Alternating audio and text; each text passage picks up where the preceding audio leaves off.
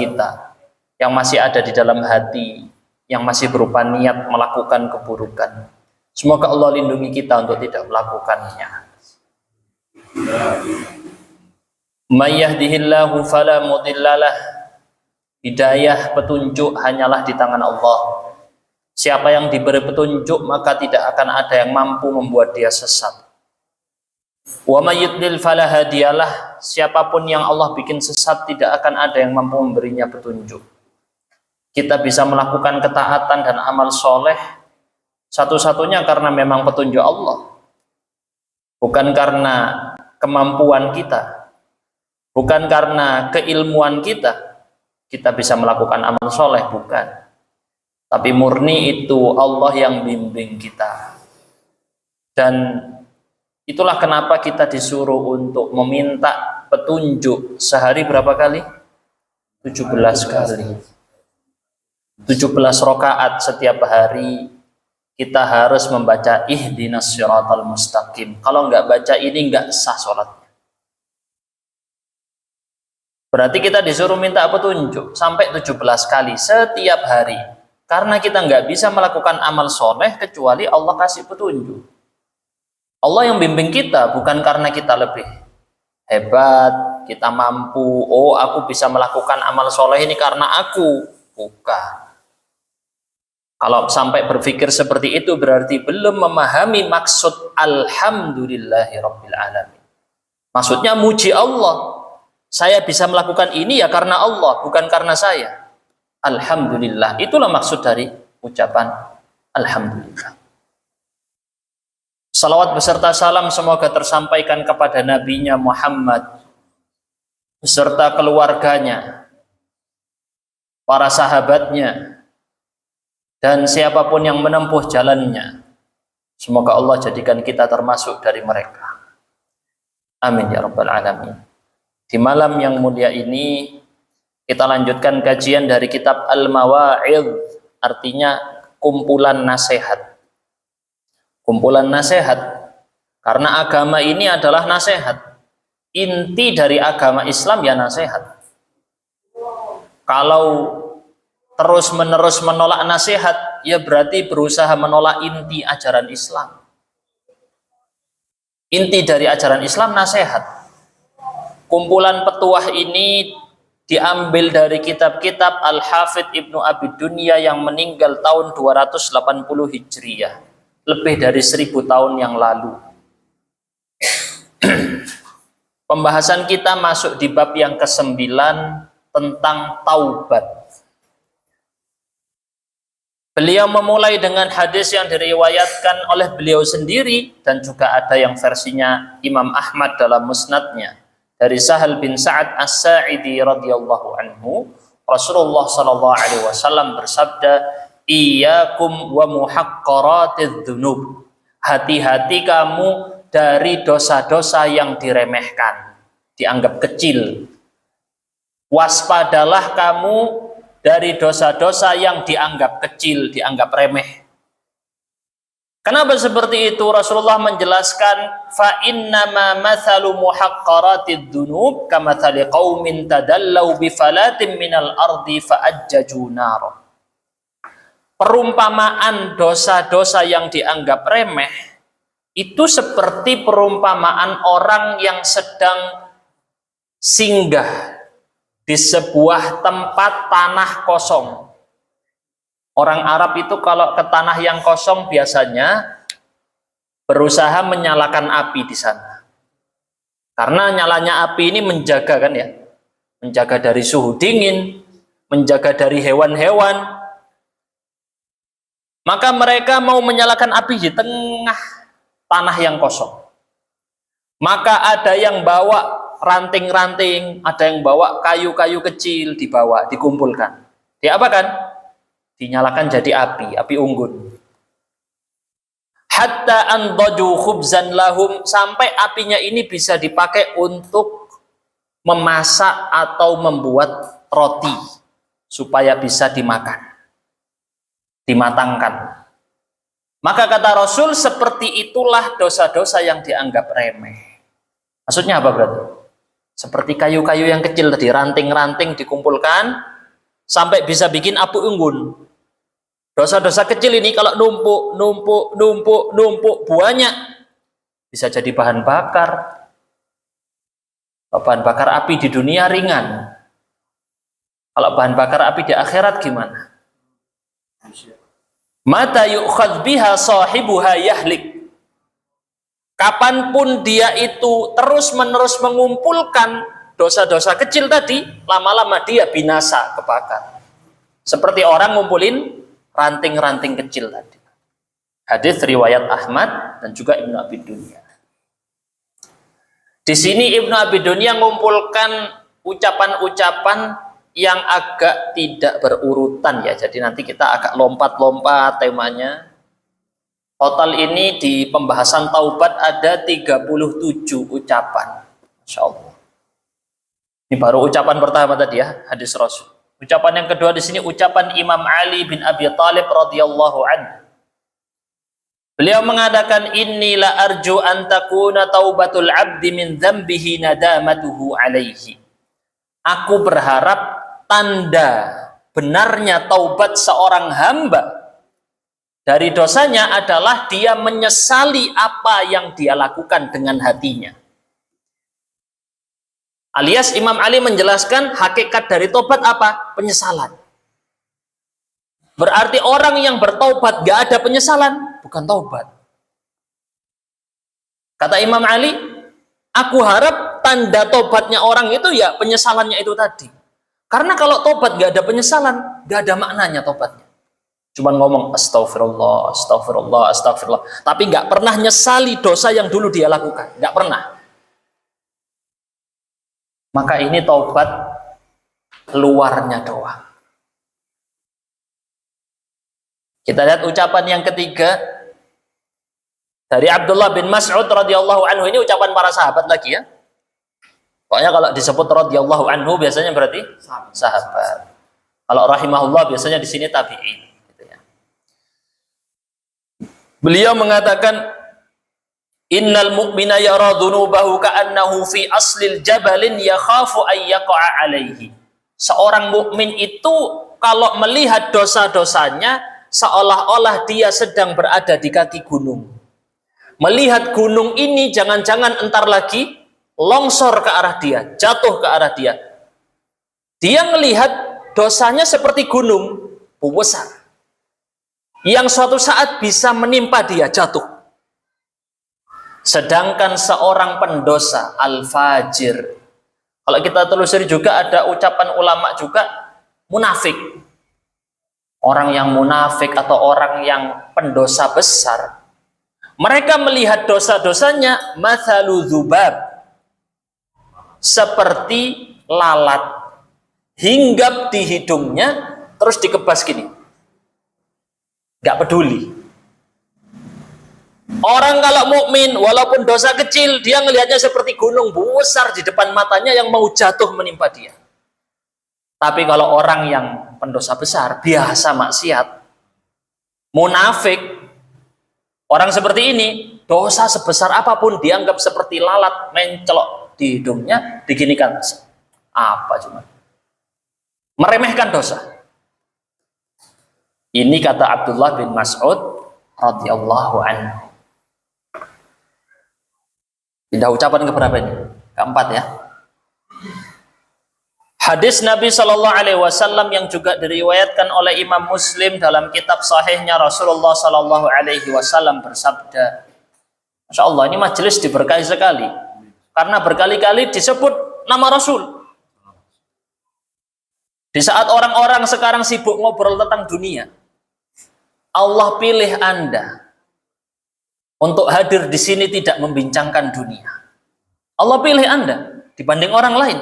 Saat orang lain lagi sibuk lalai dengan urusan dunia, seolah-olah mau dibawa mati semua dunia itu. Anda dipilih sama Allah hadir di majelis yang tidak disebut dunia kecuali dengan hina. Majelis yang tidak disebut dunia kecuali dengan hina. Di majelis ini, majelis ilmu. Rasulullah SAW bersabda, Allah lebih bahagia dengan taubat seorang hambanya dibandingkan seorang lelaki fi ardin dawiyatin mahlakah.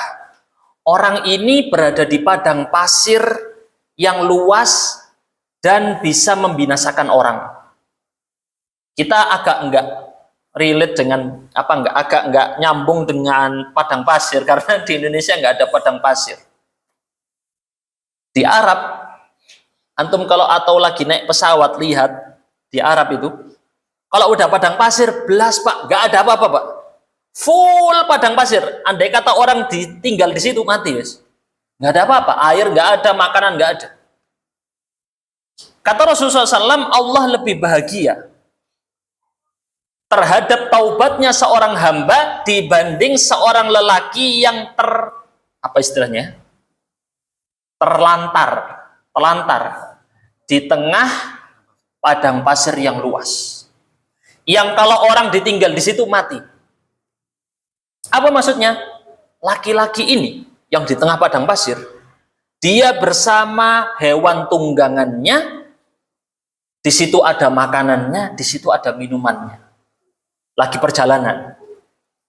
Terus dia namanya lagi perjalanan ya, istirahat sebentar, tidur. Bangun-bangun dari tidurnya, hilang. Untanya hilang, sama makanannya, sama minumannya. Gimana kalau kita? Pusing Pak. Full semuanya pasir, semua, nggak ada apa-apa. Akhirnya dia apa yang dilakukan? Dia cari mana untanya, dicari untanya ke sana ke sini. Nggak ketemu-ketemu, sudah capek keliling, kehausan. Nggak ada air minum. Akhirnya apa yang dilakukan? Wes, daripada meninggal kecapean, mending meninggal dengan tenang, kata dia. Apa yang dia lakukan? Balik ke tempatnya asal tadi. Terus dia rebahan sendekap, meletakkan apa ini istilahnya ini? Sikunya dengan sikunya gini ya. Tangannya diletakkan di atas gini. Siap-siap apa ini berarti? Siap-siap mati, Pak. Wes sudah tak pasrah aja. Katanya gitu. Daripada saya mati capek-capek kan, sama-sama mati katanya. Mending saya matinya nyantai gini. Katanya orangnya. Fastaiqadha, tidur lagi dia, ketidur, kebangun set, tiba-tiba untanya balik lagi. Sama makanannya lengkap, sama minumannya lengkap. Gimana dia? Senang luar biasa kan? Kata Rasul, Allah lebih senang, lebih tinggi kesenangannya dibandingkan orang ini. Kalau melihat ada hambanya yang kembali kepadanya. Seperti orang ini melihat untanya balik. Allah lebih senang daripada itu melihat hambanya kembali ke jalan Allah. Setelah bergelimang di dalam maksiat dan dosa. Ini hadis riwayat Muslim. Izin minum bentar.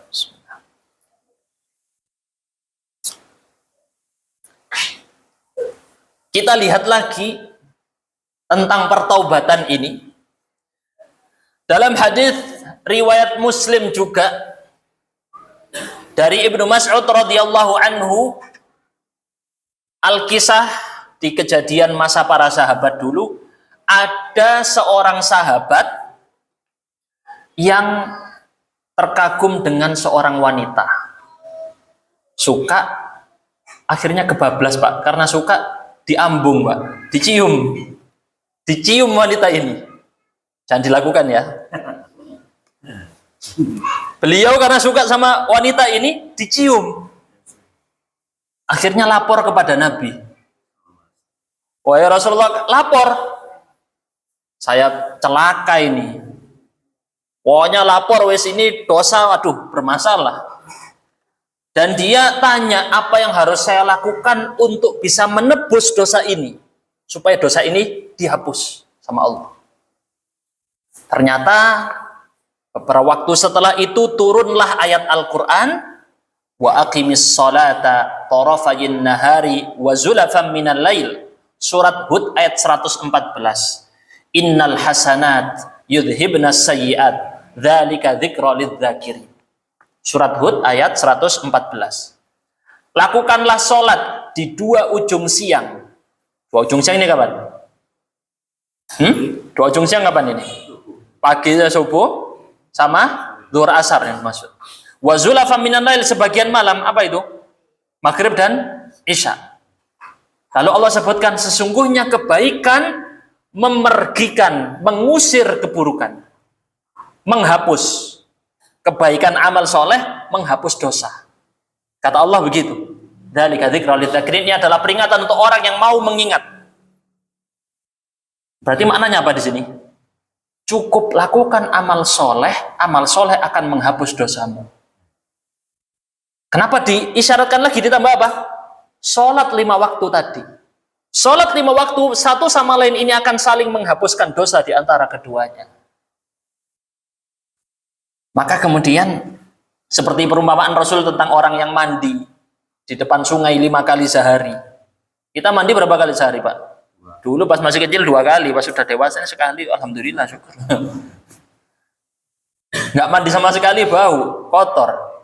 Mandi 2 kali, alhamdulillah, lumayan bersih. Bayangkan mandi 5 kali. Gimana bersihnya? Itulah orang yang sholat 5 waktu, kata Rasul. Perumpamaan. Maka sahabat ini kan dikasih isyarat, berarti apa jawabannya? Cukup dosa tadi, mencium cewek tadi, dihapus dengan melakukan amal soleh. Tapi maknanya bukan setelah ngaji ini berangkat nyium cewek. Enggak, Pak ya. Bermasalah ini. Enggak, bukan itu maknanya.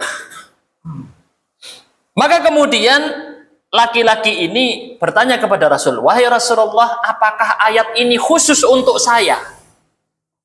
Maksudnya untuk kejadian saya ini saja. Cuman aku yang dapat ini. Kata Rasulullah, enggak. Tetapi ini untuk siapapun yang melakukan dosa dari umatku. Liman amila biha min ummati, buat siapapun dari umatku yang melakukannya. Lakukan dosa tadi. Cukup berarti apa konsepnya? Amal soleh menghapuskan dosa. Sebagaimana sabda Nabi SAW yang terkenal, mungkin dibaca biasanya sama khutbah Jumat, ittaqillaha haitsuma kunta, bertakwalah kepada Allah dimanapun dan kapanpun kamu berada. Terus apa? Wa atbi'is sayyi'atal hasanata tamhuha. Ikutkanlah amal yang buruk dengan amal yang baik, karena amal yang baik pasti akan menghapuskan amal yang buruk. Pahala akan menghapuskan dosa. Ini konsepnya ya. Berarti pertaubatan salah satunya. Tadi ada tentang penyesalan. Tadi ada juga tentang apa ini? Melakukan amal soleh. Diperbanyak. Saat saya dulu pernah melakukan, udah dulu itu sudah dulu. Disesali dan fokus membangun amal solehmu di waktu sekarang ini. Yang dulu sudah dulu. Disesali. Kita lihat juga ini hadis riwayat Muslim. Ibnu Abi Dunya meriwayatkan, tapi juga ada di versi Imam Muslim. Dari Anas bin Malik radhiyallahu anhu saat beliau menjelaskan firman Allah Ta'ala surat Yasin ayat 65. Nanti kita sebut ayatnya. Surat Yasin ayat 65. Saat itu kata Anas bin Malik, kami sedang berada di sisi Nabi Sallallahu Alaihi Wasallam. Lagi bersama Nabi. Tiba-tiba Nabi tertawa sampai gigi gerahamnya ini kelihatan. Nah, coba jenengan kalau ketawa, Pak. Sampai saya jadi kelihatan ya. Nah, ini gigi geraham. Berarti ketawanya lebar ya, lebar. Bukan sekedar ketawa senyum, enggak. Ketawa sampai lebar sampai gigi belakang kelihatan. Maka beliau bertanya kepada para sahabat, "Hal tadruna mimma dhahiktu?" Kalian tahu enggak kenapa aku ketawa? Kata para sahabat, "Kenapa wahai Rasulullah engkau tertawa?" Kata Rasulullah, "Ini karena Allah tertawa." Allah tertawa. Tertawa kenapa? Karena kejadian Allah mendebat hambanya. Nanti, ini menunjukkan Allah tidak terikat dengan waktu. Menyebutkan sesuatu yang terjadi tapi belum terjadi. Nanti masih, di hari kiamat. Karena Allah yang menciptakan waktu. Maka Allah tertawa gara-gara Allah mendebat seorang hamba di hari kiamat. Hamba ini bilang, "Ya Rabb, alam tujirni minadz-dzulm." Wahai Tuhan, bukankah engkau berjanji untuk tidak menzalimi hambanya? Engkau pasti enggak zalim, pasti engkau adil, betul? Kata Allah, benar. Benar wahai hambaku. Maka si hamba ini berkata, kalau begitu, aku tidak ingin ada saksi selain diriku sendiri. Aku nggak mau ada manusia lain yang mau bersaksi atas dosa-dosaku. Nggak mau. Ngerti ya? Kan kalau di pengadilan yang lain mungkin saling tuntut. Ini sama istrinya, ini sama suaminya saling tuntut di pengadilan Allah. Ini untuk temennya, ini ada persaksian dari selain dirinya. Dia minta request, Pak, permintaan. Saya nggak mau ada saksi lain kecuali diriku sendiri saja yang jadi saksi. Maka kata Allah, oke, siap. Itu istilahnya bahasa ini ya. Bukan tentu nggak bilang oke ya. Maksudnya iya, itu. Ini bahasanya anak muda. Cukuplah dirimu hari ini sebagai saksi. Dan para malaikat pencatat amal juga akan menjadi saksi. Maka kemudian dikunci mulutnya. Ya? Dikunci mulutnya, udah nggak bisa ngomong dia. Diem. Diperintahkan anggota-anggota tubuhnya untuk berbicara. Bicaralah. Maka berbicara tubuhnya. Tangannya cerita dosa gini, kakinya cerita dosa gini, perutnya cerita dosa gini. Cerita semua anggota tubuhnya ya. Akhirnya setelah selesai dilaporkan semua dosanya dari anggota tubuhnya, dibuka mulutnya lagi, bisa ngomong. Pas bisa ngomong langsung, bu'dan lakunna wa suhqan, celaka kalian, jauh-jauh kalian ini, gitu. Kesel dia. Aku dari tadi mau ngomong nggak bisa kan? Kalian malah melaporkan diriku.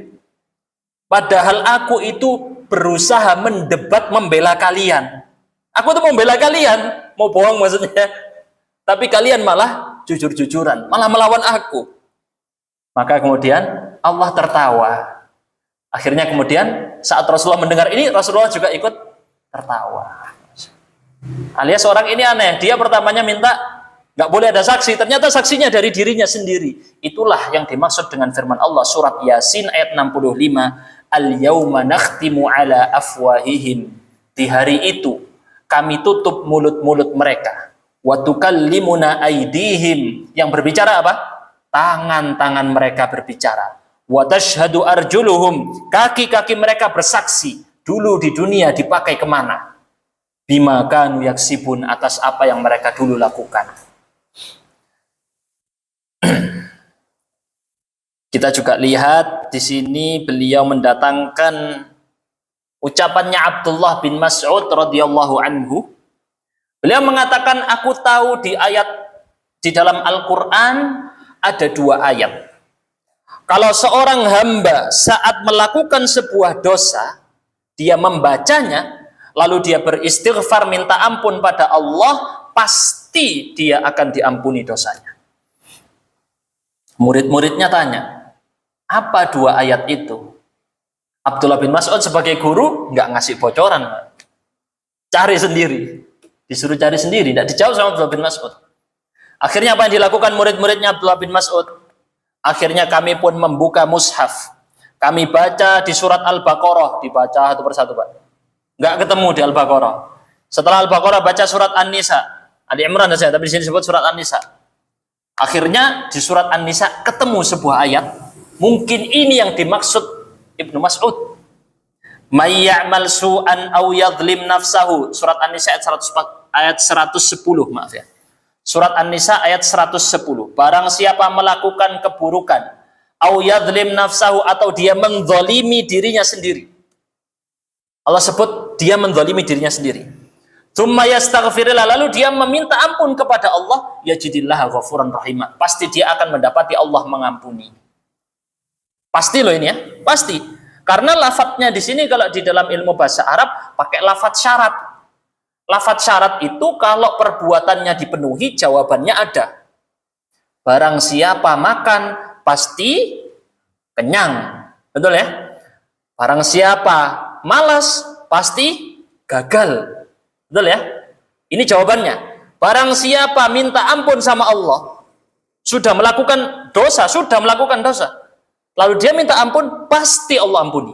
Pasti. Nah, ketemu satu.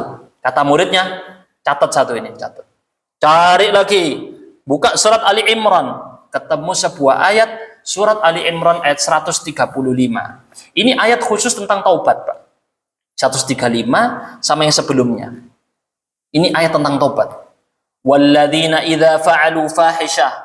Orang-orang yang melakukan perbuatan dosa besar, au dzalamu anfusahum, atau mendolimi diri mereka sendiri, pas setelah melakukan dosa ingat Allah. Bukan sebelumnya lah, Pak ya. Ini dipahami dulu nih. Bukan sebelumnya berdosa lah ya. Sudah lakukan dosa, udah selesai, terjadi dosanya, terus ingat Allah.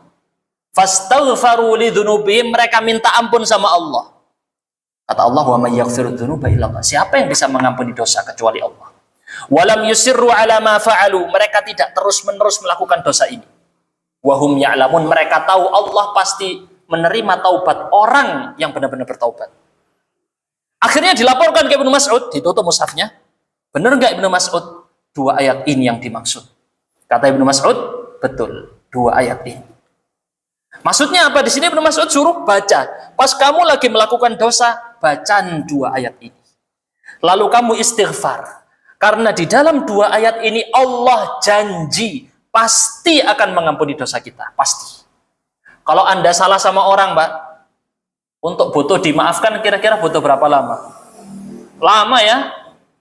Ya kalau syukur-syukur mungkin dia akan bilang tak maafkan sekarang, tapi nggak akan saya lupakan selamanya. Oh no. Manusia maafkan iya, lupakan tidak. Kan gitu. Kalau manusia kayak gitu. Kalau Allah, sebesar apapun dosa yang kamu lakukan, Allah ampuni. Kalau manusia, sulit sekali, luar biasa. Jangan coba-coba menzalimi manusia karena berat di hari kiamat pertanggungjawabannya. Di sini juga Ibnu Abi Dunya rahimahullah menyebutkan hal yang lain. Ini disebutkan juga di Al-Quran ya. Ini kita akan main hitung-hitungan atau ya pakai kalkulator ini ya. Saya kira main kalkulator tapi gampang hitung-hitungannya. Ini diriwayatkan juga oleh Imam Muslim dalam kitab sahihnya dari Abdullah bin Abbas radhiyallahu anhu bahwa Rasulullah sallallahu alaihi wasallam bersabda, "Man hamma bihasanah, barang siapa punya niat berbuat baik, baru niat Pak ya, baru niat. Falam ya'malha, tidak jadi dilakukan. Cuma niat toh, aku niat nanti malam sholat malam. Malam udah alarm bangun, dimatikan ya. Bangun alarm lagi bangun, dimatikan lagi. Terus kayak gitu. Ujung-ujung tidak jadi sholat malam. Besoknya kayak gitu lagi, besoknya kayak gitu lagi. Tapi sudah niat sholat malam. Kutibat lahu hasanah. Kata Rasul, walaupun nggak dilakukan, dia dapat 1 pahala. Padahal 0, ya. Padahal 0, tapi dianggap 1 pahala. Agak nyetrum ya, Pak. Ya, iya. Fa in amilaha kutibat lahu asyran. Tapi kalau dia melakukan niatnya tadi terus dilakukan beneran, dicatat berapa? Asyron, 10. 1 dikali 10. Ini kalau hitung-hitungan 10 kali lipat ini biar Anda terbayang. Pergi ya ke supermarket, beli beras, pas kata kasirnya, maaf, harga beras naik 10 kali lipat. Gimana? Hah? Jadi Pak, beli Pak. Tak jadi. Beras itu 70.000 naik 10 kali lipat 700.000. Buyar ini. Allah melipat gandakan 10 kali lipat. Tapi enggak cuma 10. Kata Nabi, ila sab'i mi'ati dhi'fin. Ada yang sampai 700 kali lipat. Ini yang disebutkan dalam Al-Quran, permisalan itu ya. Yang seperti tangkai ini, tangkainya kemudian masing-masing ada sekian, dikalikan jadi 700. Dikalikan jadi 700 kali lipat. Ya itu lebih parah lagi ya Pak ya. Pak, berapa harga beras? Maaf, harganya naik 700 kali lipat. Wow, itu sudah kayaknya bubar pemerintahnya, itu sudah ya, demo di mana-mana sampai hancur itu kalau sampai naik 700 kali lipat. Tapi kalau itu Allah, hitungannya sangat mudah bagi Allah, dikali lipatkan. Dan kata Rasul, ila ad'afin kathirah, bahkan bisa lebih, pelipat gandaannya lebih dari 700. Contohnya apa? Ada yang tahu nggak? Ada yang ingat nggak? Apa amalan yang dia itu pahalanya sampai-sampai nggak bisa dihitung? Sabar. Innama yuwaffas sabiruna ajrahum bighairi hisab. Kata Allah, sesungguhnya orang-orang yang sabar dibalas dengan tanpa hitung-hitungan. Balasannya sesuai dengan kadar kesabarannya. Atau di bahasa yang lain, puasa. Khusus ya, Allah siapkan puasa ada pahala apa? Pahala saat bertemu dengan Allah. As-saumuli kata Allah, puasa itu milikku. Kalau yang lain-lain, sholat jemaah 27 derajat, ya kan ya? 27 kali lipat. Puasa enggak ada gitunya, Pak. Puasa khusus nanti dikasih sama Allah. Karena puasa itu hakikatnya adalah sabar.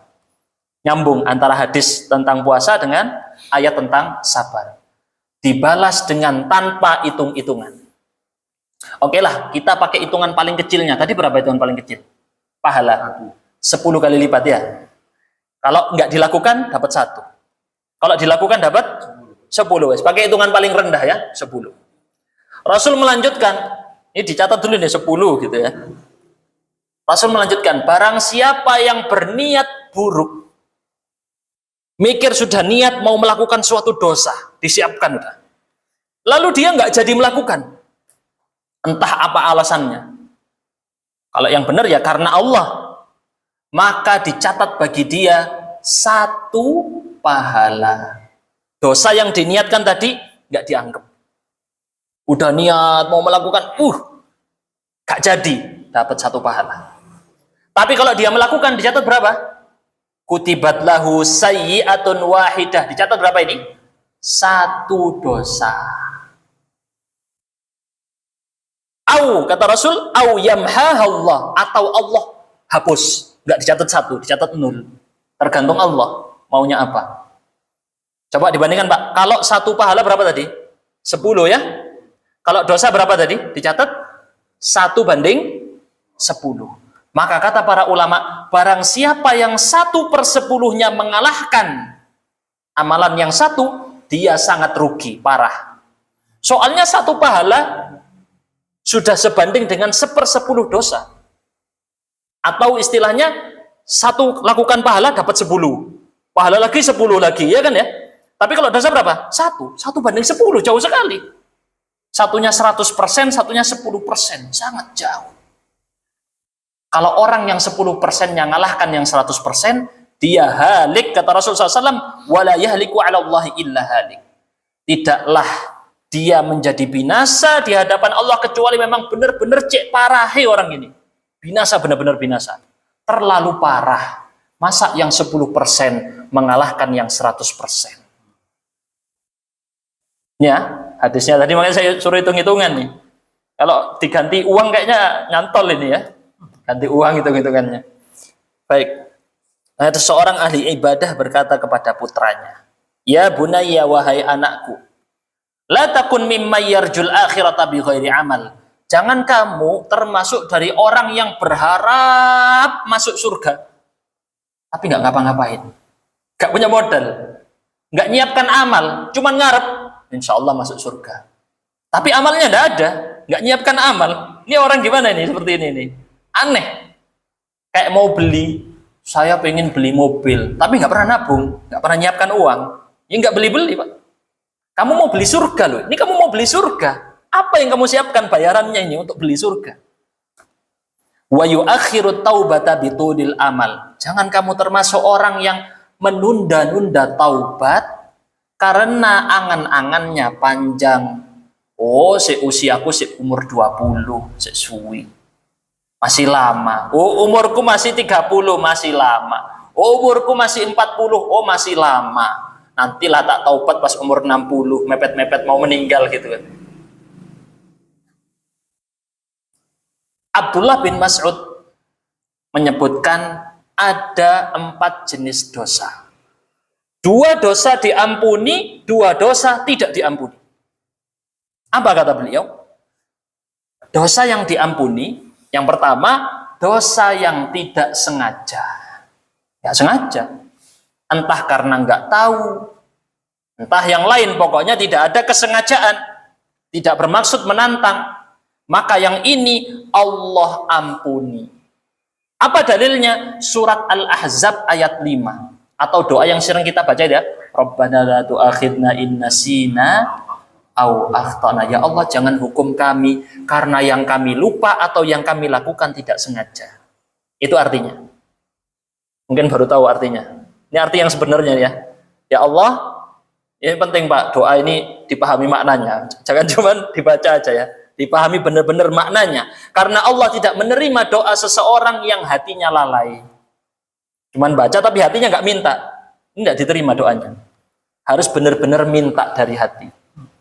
Rabbana la tu'akhidna in nasina au akhtana. Di surat Al-Ahzab Allah sebut laisa 'alaikum junahun fima akhtatum bih. Kamu nggak berdosa kalau kamu nggak sengaja. Istilahnya gitu ya. Jenis dosa yang kedua adalah dosa yang diampuni masih dosa yang dibarengi sama taubat. Dalilnya tadi surat Ali Imran 135 tadi ya.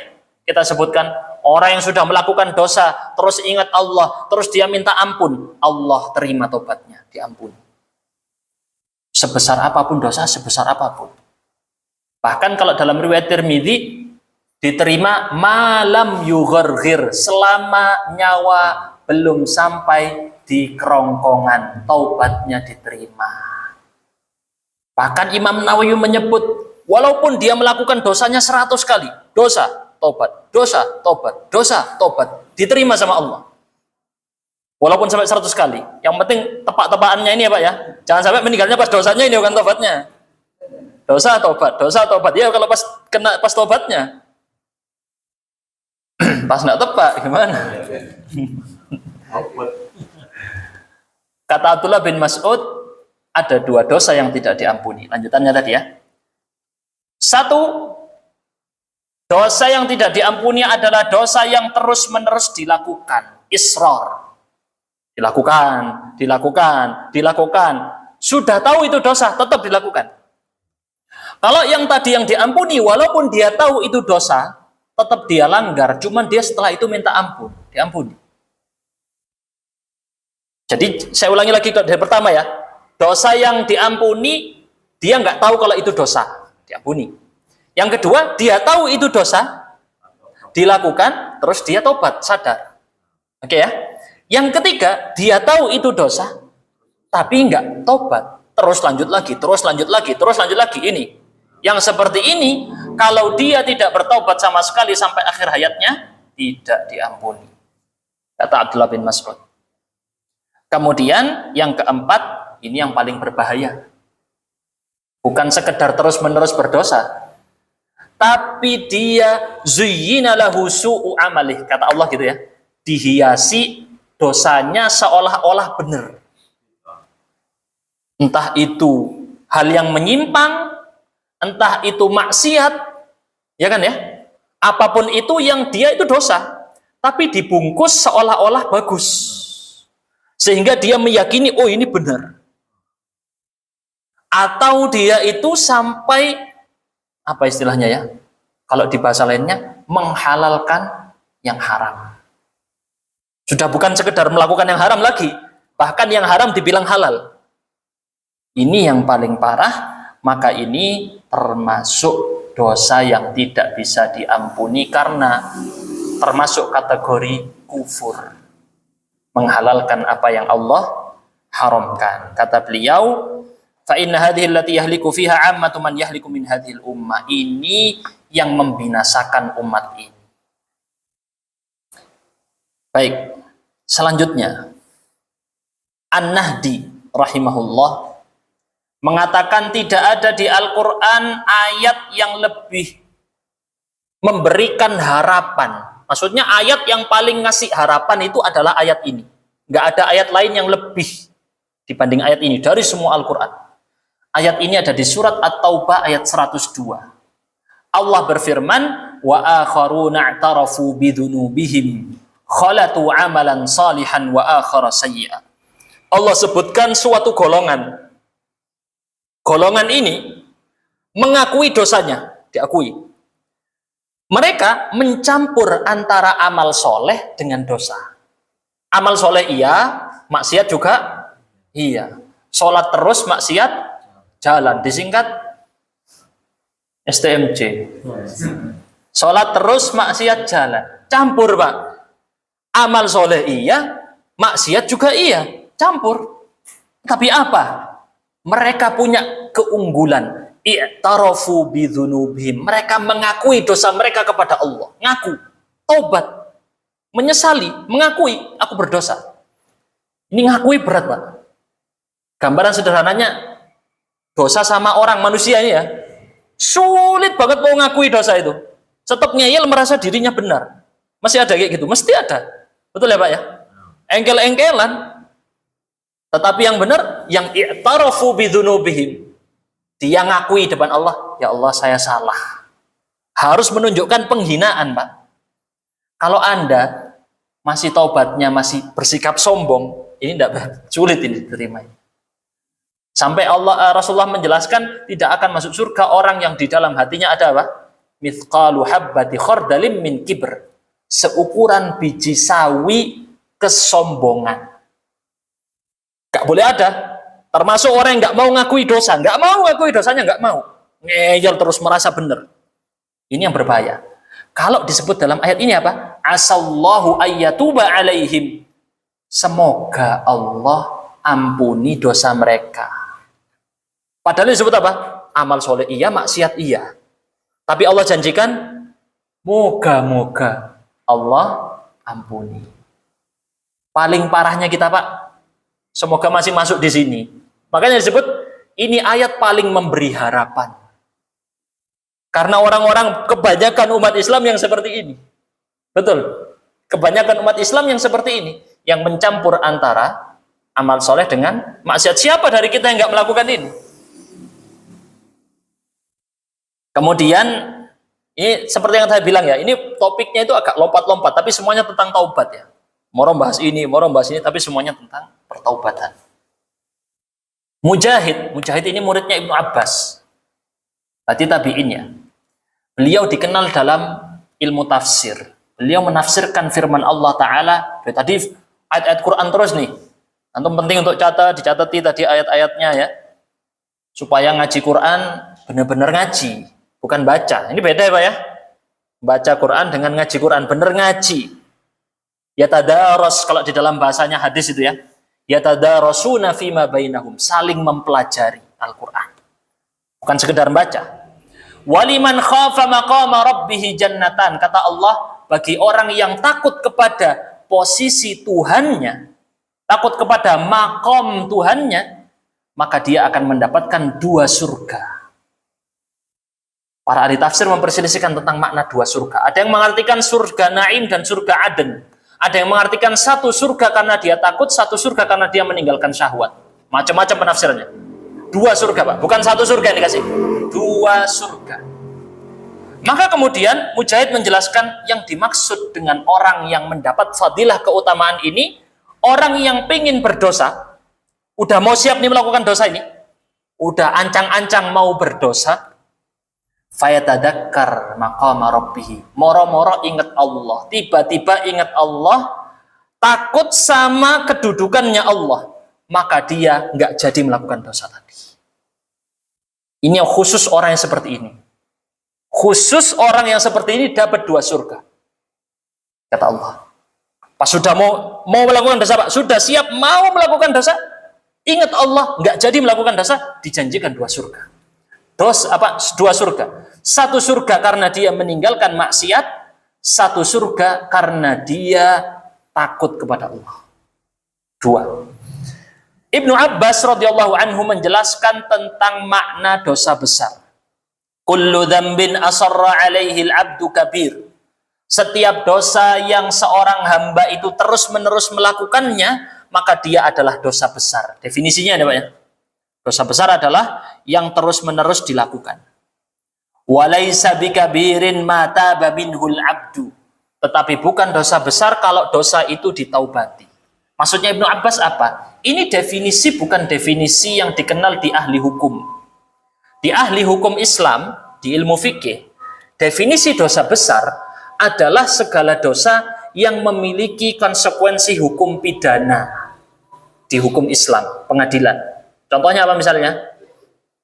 Apa Pak contohnya dosa besar? Zina. Zina apa hukumannya? Dipidana.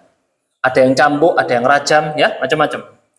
Apapun dosa yang memiliki hukuman jelas, entah cambuk, entah hukuman mati, entah apa, itu semua dosa besar menurut ahli fikih, menurut ahli hukum. Tapi kata Ibnu Abbas beda ini pendapatnya di sini. Walaupun dosa itu besar luar biasa seperti zina, kalau dia tidak terus-menerus melakukannya, terus dia bertaubat, dia menjadi kecil. Tapi kalau dosa itu kelihatan kecil aslinya, nggak ada hukuman pidananya, tapi terus dilakukan, dilakukan lagi, ini besar. Karena dia menumpuk dosanya sampai besar. Kata Abdullah bin Abbas. Sudah isya ya? Iya, sudah isya Pak. Ini nanti dilanjut apa enggak?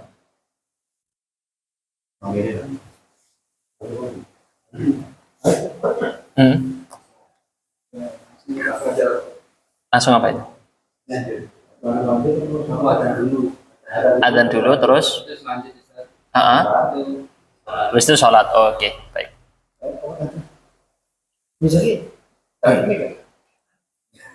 Silakan. Enggak. Aman, nyetrum dikit apa.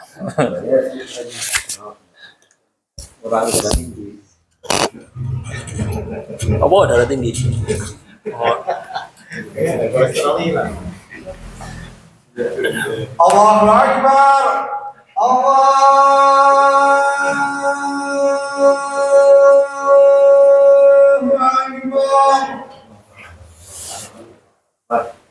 Allahu Akbar.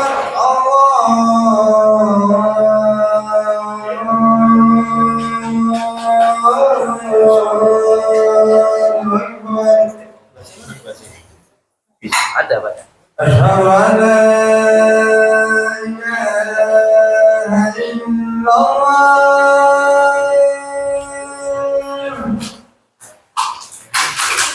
Asyhadu an la ilaha illallah.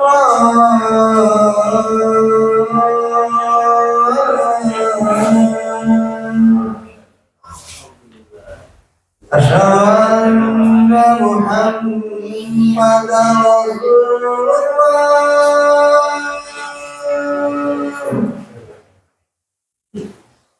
Asyhadu anna Muhammadan Rasulullah.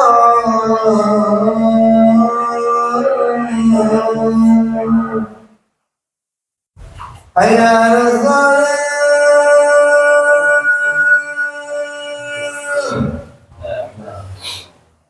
Hayya 'alas salah.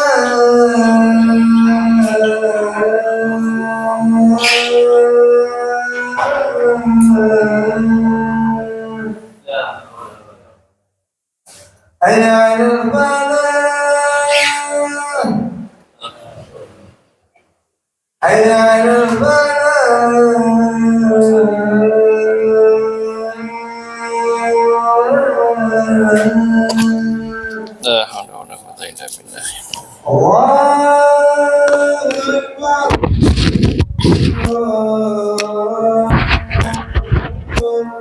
Allahu Akbar. Allah. La ilaha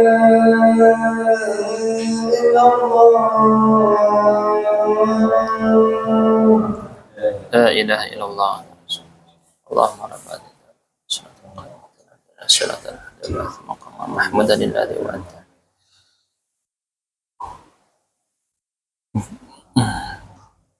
Ya. Baik.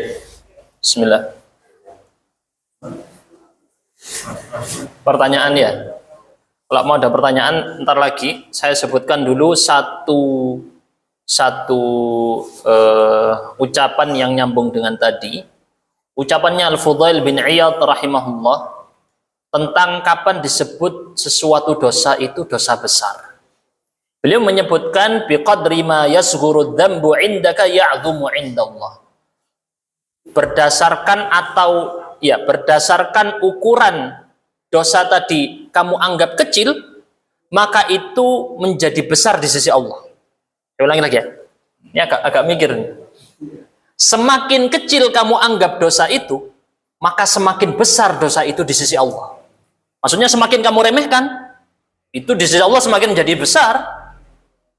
Tetapi sebaliknya, biqadri ma ya'dumu 'indaka yasghuru 'indallah. Semakin kamu anggap dosa itu besar di matamu, maka dia menjadi semakin kecil di sisi Allah. Semakin kamu remehkan jadi dosa besar. Semakin kamu besar-besarkan dia, kamu jadi ingat tentang dosa itu, semakin dia pula jadi kecil di hadapan Allah. Ini kata Al-Fudail Ibn Iyad rahimahullah. Baik, insyaallah kita lanjutkan di yang perkataan-perkataan lain kita bahas di pertemuan akan datang. Kita barusan cuman dapat 19 ucapan ya. Masih ada 20 lagi untuk taubat ini. Tentang pertaubatan bisa disambung di waktu yang lain. Biasanya minta ada sesi tanya jawab. Nggih? Ada yang bertanya? Oh, enggak ada ya, enggak usah. Siapa dulu ini? Oh enggak. Oh enggak, Pak Selamat. Oh enggak. Oh enggak jenengan. Ya. Ini yang mendominasi berbeda manusia ini apa dari hawa nafsu atau dari aku saya yang karena kan Iya. manusia yang Iya. Dari mana maksudnya? Dari manusia sendiri apa dari setan?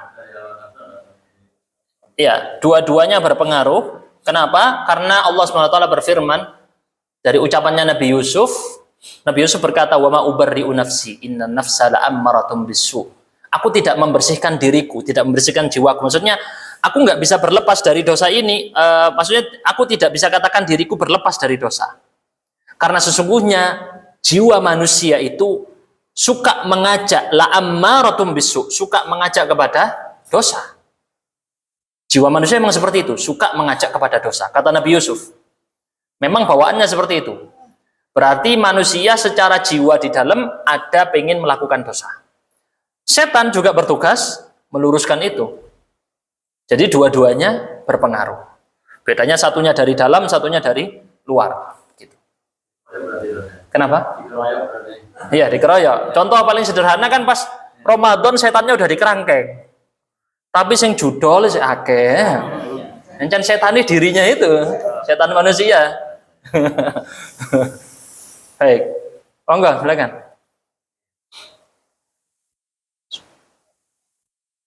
Mau enggak, Pak?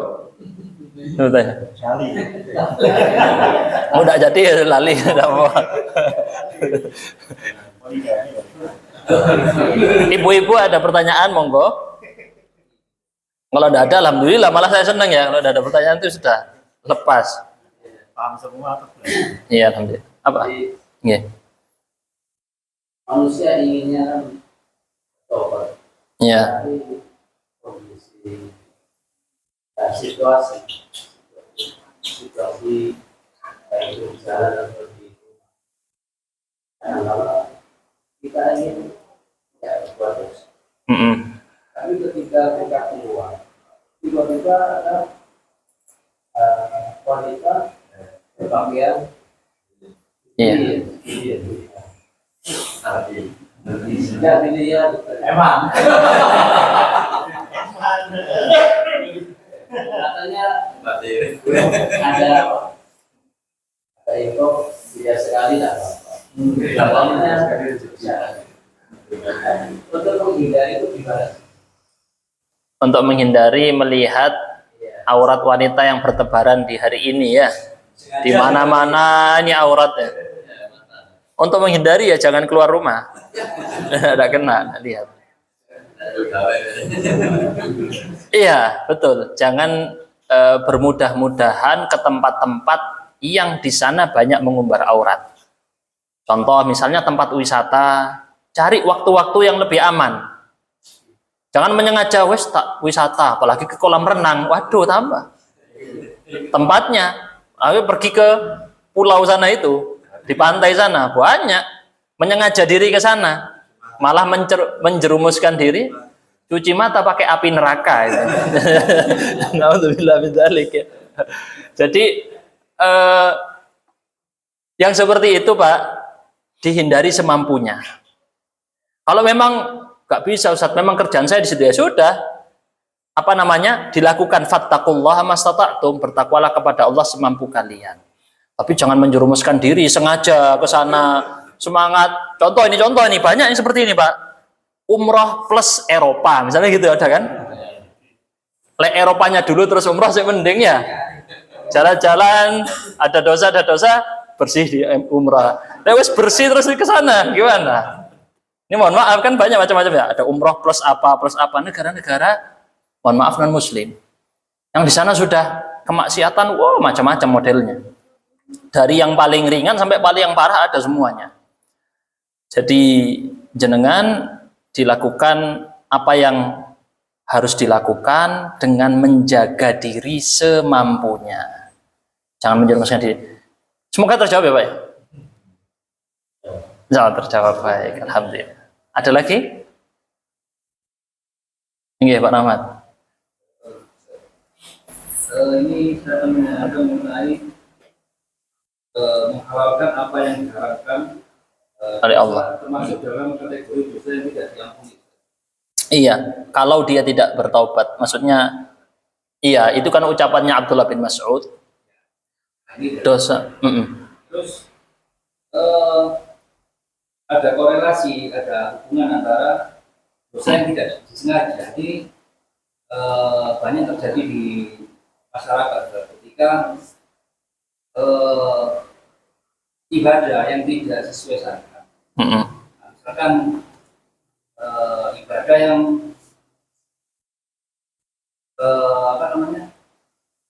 ibadah yang menjurus ke kesyirikan, tetapi dibungkus dengan doa-doa Al-Fatihah, misalkan menyembelih hewan, terus mengubur kepalanya itu dibungkus dengan doa-doa seperti itu. Nah, mereka ada mungkin sebagian tidak tahu atau ini sudah tahu tapi masih diteruskan.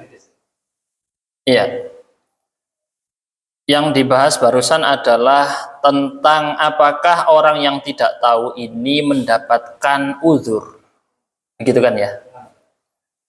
Pembahasan yang cukup panjang di kalangan para ulama. Terutama kalau orang ini asalnya memang muslim. Cuman dengan tersebarnya Al-Quran ada terjemahnya. Pengajaran agama di mana-mana. Zaman sekarang ya. Diajarkan ini syirik, tidak boleh gini-gini, sudah ada secara umum walaupun tidak spesifik pada amalan atau ritual tadi. Tentang misalnya ada ritual sedekah laut, ya nggak tahu kenapa kita sedekah ke laut gitu ya. Mending sedekah, iya kepada yang nelayannya kan daripada ke lautnya. Hal-hal seperti ini, ritual-ritual yang bahkan menjerumuskan diri ke dalam kesyirikan, memang tidak disebut secara spesifik. Di dalam Al-Quran disebut sedekah laut secara khusus, nggak ada. Tetapi secara umum banyak ayat-ayat Al-Quran yang melarang kesyirikan. Atau pelajaran-pelajaran agama, diajari apa enggak? Diajari lah. Kajian di mana-mana. Nah, yang seperti ini, kalau kondisinya seperti ini, maka tidak ada uzur bagi orang itu. Dia sudah tegak hujjah bagi dia, tetapi dia melawan, maka nanti di hadapan Allah dia akan mempertanggungjawabkan dosa kekufuran tadi atau kesyirikan. Tapi beda ceritanya orang memang benar-benar nggak ada akses ke sana. Ini seperti kondisi orang yang tinggal di pedalaman, terpencil di tengah hutan, Pak. Lalu dia meninggal. Gimana kondisinya, Pak? Nggak masuk Islam dia, Pak. Dia tinggal di tengah hutan. Nggak ada yang ngajarin dia Islam, nggak ada sama sekali. Yang seperti ini masuk hukum ahlil fatrah, kata para ulama. Apa ahlil fatrah? Orang yang hidup di masa tidak ada nabi. Seperti orang tinggal di pedalaman tadi, nggak ada yang ngajarin dia. Perkaranya bagaimana? Diserahkan kepada Allah, bukan urusan kita. Menentukan dia surga apa neraka, bukan urusan kita. Diserahkan kepada Allah. Ini perbedaan antara dua kondisi yang terjadi di masyarakat. Ada yang diberi uzur karena kebodohannya dan ada yang tidak diberi uzur. Dan ini pendapat yang paling pertengahan dibanding pendapat-pendapat yang lain. Wallahu a'lam bishawab. Baik, untuk kita tutup kajian kita malam hari ini, saya akan menyebutkan sebuah hadis yang bisa langsung dipraktekkan. Bahkan ini diceritakan seorang syekh. Syekh ini mendapati seorang pemuda. Dia, ini bukan cerita hadisnya tapi ya, ini syekh beneran yang hidup di zaman kita. Ada pemuda lapor kepada syekh, dia terjerumus dalam dosa yang rutin dia lakukan. Yakni dosa melihat yang haram, pornografi. Setiap dia melakukan dosa ini, terus dia sulit untuk melepasnya, untuk bertaubat. Maka syekh tadi ngasih pesan unik. Apa pesannya? Menerapkan hadis berikut. Hadis riwayat Abu Dawud, At-Tirmidzi, An-Nasai, Rasulullah SAW bersabda, tidaklah seorang hamba berdosa dengan suatu dosa. Lalu kemudian ketika dia ingat dengan dosa ini, dia langsung melakukan sholat. Dia wudhu, dia sholat 2 rakaat, lalu dia memohon ampun kepada Allah atas dosa yang dia lakukan tadi, melainkan Allah pasti akan ampuni dia. Disebut dengan sholat apa ini? Sholat taubat. Sholat 2 rakaat ketika dia ingat dengan dosa yang dulu dia lakukan, atau baru saja dia lakukan. Syekh ini memberi nasihat pada pemuda tadi, begini saja, kalau kamu terjerumus dalam dosa pornografi tadi, maka setelah itu kamu sholat 2 rakaat, sholat taubat. Selalu, dia melakukan lagi, sholat lagi, dia melakukan lagi, sholat lagi, dirutinkan. Apa yang terjadi?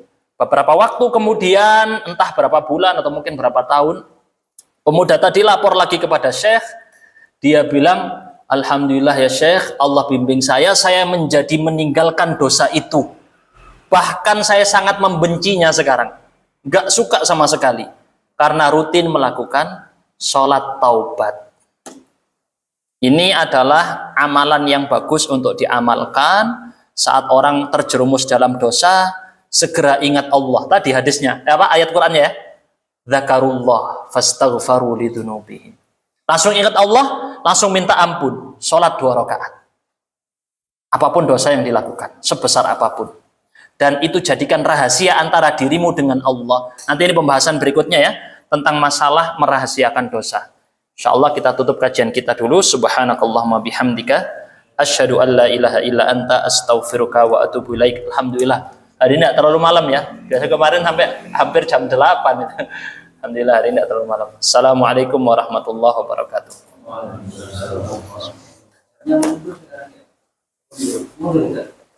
Ya mundur. Suhu masih gelap. Iya betul. Gue.